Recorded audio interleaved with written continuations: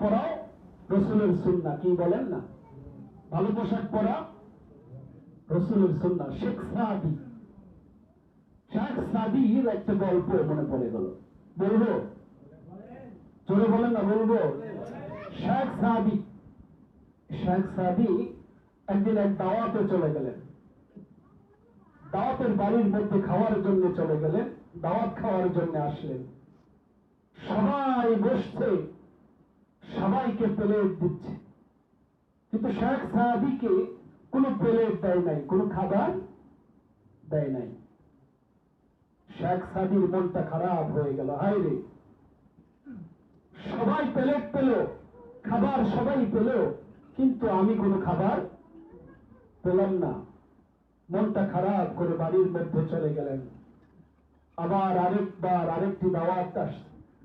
সেই দাওয়াতে সবচেয়ে ভালো পোশাক, এই ভালো পোশাকটা পরে দাওয়াতের বাড়ির মধ্যে চলে গেলেন। ভালো পোশাক পরে যখন দাওয়াতের বাড়ির মধ্যে চলে আসছে, সব আগে শেখ সাদিকে প্লেট দেওয়া হলো এবং ভালো খাবার দেওয়া হলো। তখন শেখ সাদি খাবারের প্লেট থেকে খাবারগুলো নেয় আর পকেটে রাখে, খাবারগুলো নেয় আর পকেটে রাখে। লোকজন জিজ্ঞাসা করতেছে, ভাই কি হয়েছে আপনার? সবাই খাবার খাচ্ছে কিন্তু আপনি খাবারগুলো নিয়ে পকেটে রাখতেছেন। শেখ সাদি বলল, ভাই এই খাবার এই লোকেরা আমাকে দেয় নাই, নয় এটা পোশাকের খাবার, অতএব আমি খাবো না, এটা পোশাককেই খাওয়াচ্ছি, যে তোর খাবার তুই খা। কথা বোঝা গেছে? তার মানে এখান থেকে আমরা কি শিখলাম বলেন? ভালো পোশাক করতে হবে, মনের কষ্ট যতই থাক আল্লাহর সাথে পরামর্শ করবেন, আল্লাহকে বলবেন যে আল্লাহ খাবার নাই, খাবার দিয়ে দেন। কিন্তু মানুষকে বলা যাবে, ঠাট্টা মস্করা করবে। ইয়া বুনাইয়া কিমিস সালাত ওয়া'মুরু বিল মা'রুফি ওয়ানহাউ আনিল মুনকার ওয়াসবির আলা মা আসাবাক ইন্না যালিকা মিন আযমিল উমুর ওয়া লা তুসাইর خدك للناس ولا تمشي في الأرض مرحا إن الله لا يحب كل مختال فخور الله أكبر 18 নম্বর আয়াত। লোকমান হাকিম তার ছেলেকে বলতেছে, আর মানুষের সাথে যখন কথা বলবা,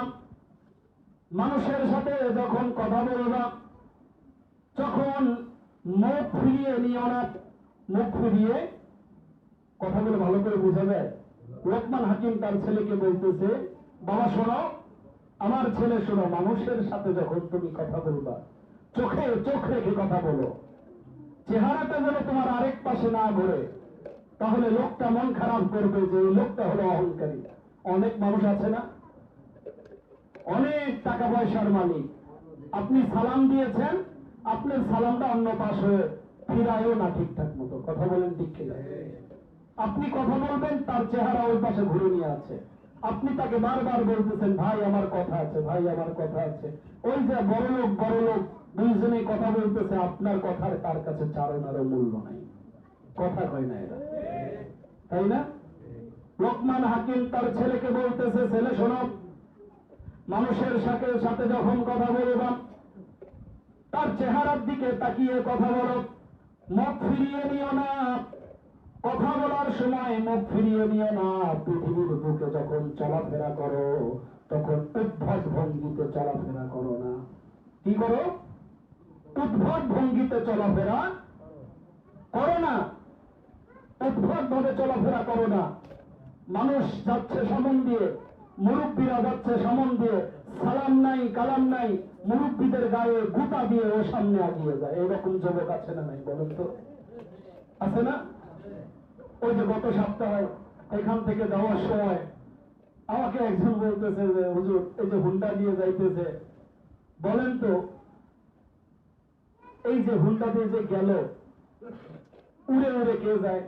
আমি তো তার কথা বুঝছি, বললাম যে শয়তান যায়, তাই না? যে শয়তান যায়। কই যে লোকটা গেল হুন্ডা দিয়ে এইভাবে জোরে, একটু সালাম কালাম দিলেও দিতে পারতো, তাই না?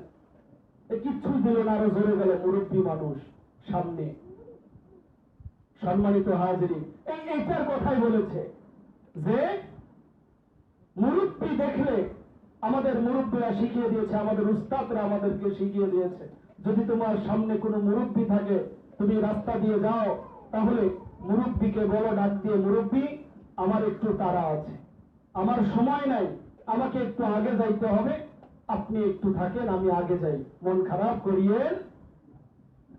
আমাদেরকে এরকম জ্ঞান দিত।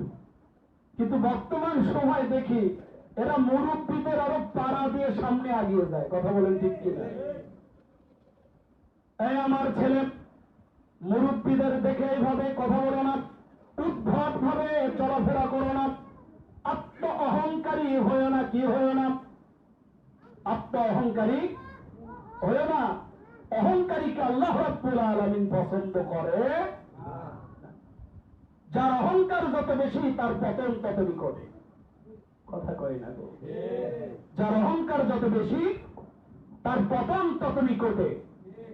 কেউ যদি টাকার গরম বেশি করে, এর সূত্র হচ্ছে এ কয়েকদিন পরে ফকির হবে। সকালবেলার ধনীরে আমি ফকির, সন্ধ্যাবেলা নদীর কুল গড়ে অকুল ভাঙ্গে, এই তো নদীর খেলা। সকালবেলার ফকির আমি, সকালবেলার বাচ্চা আমি, ফকির সন্ধ্যাবেলা। পৃথিবীতে যখন চলাফেরা করবাম, অহংকারী ভাবে চলাফেরা করো না। 19 নম্বর আয়াত, লোকমান হাকিম তার ছেলেকে বলতেছে, নিজের চলনের ভারসাম্য ঠিক রাখো। কি করো? নিজের চলনের ভারসাম্য ঠিক রাখো।